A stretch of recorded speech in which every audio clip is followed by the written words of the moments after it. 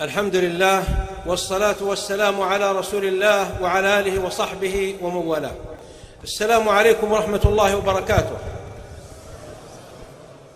السلام على المغرب ملكا وشعبا، المغرب الحبيب إلى قلوبنا، الأثير على نفوسنا، المغرب إنسانا وأرضا وتاريخا ومسيرة وأدبا. المغرب يا مغرب الأوفياء، يا مغرب الأوفياء افخر، فما أحد إلا تمناك أما واشتهاك أبا.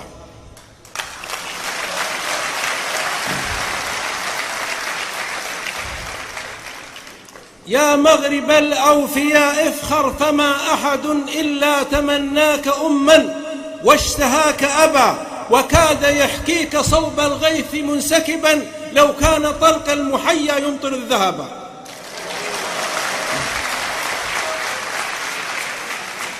وكاد يحكيك صوب الغيث منسكبا، لو كان طلق المحيا يمطر الذهب. والدهر لو لم يخن، والشمس لو نطقت، والليث لو لم يصد، والبحر لو عذبا.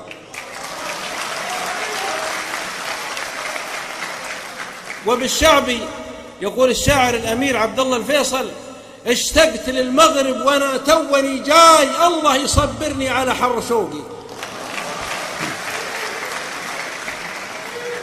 أنتم، أنا جئت برسالة من قبل للعالم إن الله معنا، لكن في المغرب لن تحزنوا من قبل لا تحزن، لأن الشاعر يقول: ثلاثة يا صاحي يذهبن الحزن، الماء والخضرة والوجه الحسن، وهي عندكم جميعا.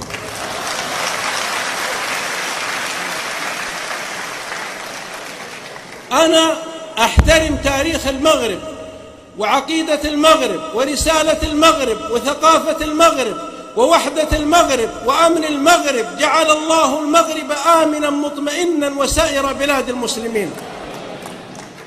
منذ الفتوحات الأولى الإسلامية والمغرب رائدا يهدي لنا الفاتحين والعظماء.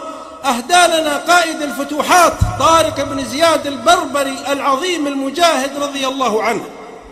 والمغرب منذ أن أتى المولى إدريس من المشرق جد العلويين وهو يحمل رسالة الإسلام والسلام والإيمان والحب. والمرابطون رفعوا لا إله إلا الله محمد رسول